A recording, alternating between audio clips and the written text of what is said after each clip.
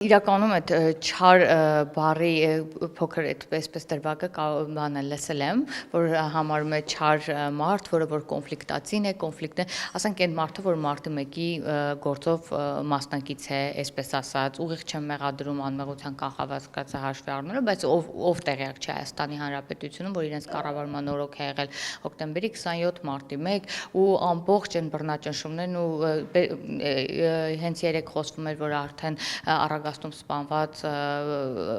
սպանվածի արտաշրջում են անում, որպեսզի կարողանան պարզան ինչ հանգամանքներում, որտեղ որ հենց ինքն է ներկա եղել, այս մարդը ուրիշին է մեղադրում չարությունների մեջ, որ չարության մարմնացում է ինքը տեղով, էլի, հետաքրքիր բան է դա մարդկային այսպես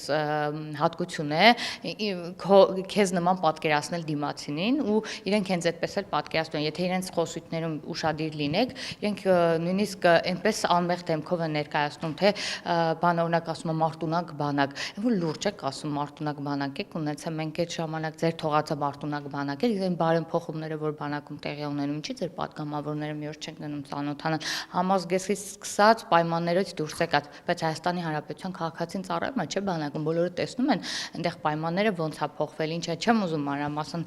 խորանամ, բայց գոնե այդ երեսպաշտությունը մի կողմ թողեն ու այդ բաների մասին, որոնք որ իրանք տակնու վրա են արել, ուղղակի դրանց մասին չխոսեն, էլի,